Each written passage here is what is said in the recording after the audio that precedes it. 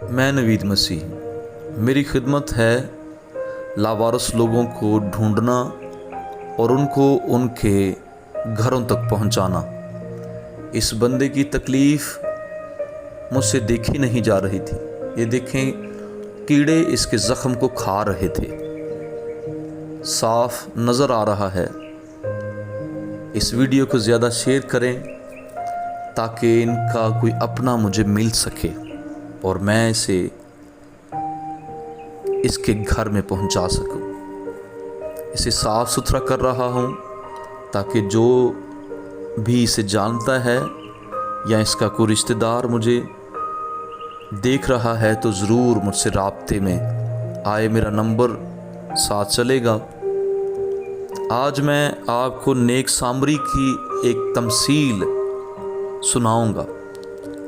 आइए उस पर गौर करते हैं और साथ साथ वीडियो को शेयर करते जाएं ताकि इसका कोई अपना इसे देखकर पहचान सके और मुझसे राब्ता कर सके। आइए नेक सामरी की तरफ देखते हैं। और देखो, एक आलम शरा उठा और यह कहकर उसकी आजमाइश करने लगा कि ए उस्ताद, मैं क्या करूं कि हमेशा की ज़िंदगी का वारिस बनूं। उसने उससे कहा, तो रायत में क्या लिखा है, तो किस तरह पढ़ता है?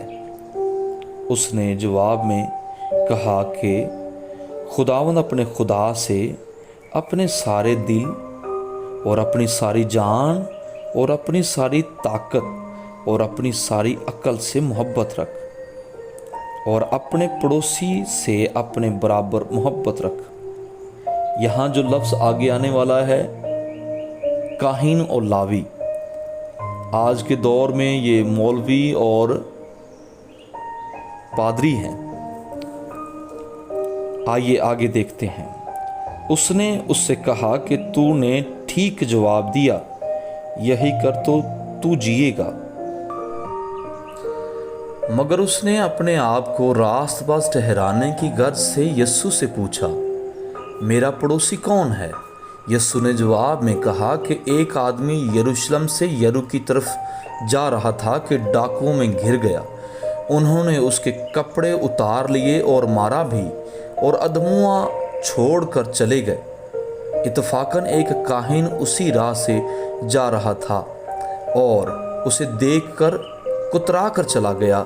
इसी तरह एक लावी उस जगह आया, वो भी उसे देखकर कुतरा कर चला गया। लेकिन एक सामरी सफ़र करते करते वहाँ आ निकला और उसे देखकर उसने तरस खाया और उसके पास आकर उसके ज़ख्मों को तेल और मैं लगाकर बांधा और अपने जानवर पर सवार करके सराय में ले गया और उसकी खबरगिरी की। दूसरे दिन 2 दिनार निकाल कर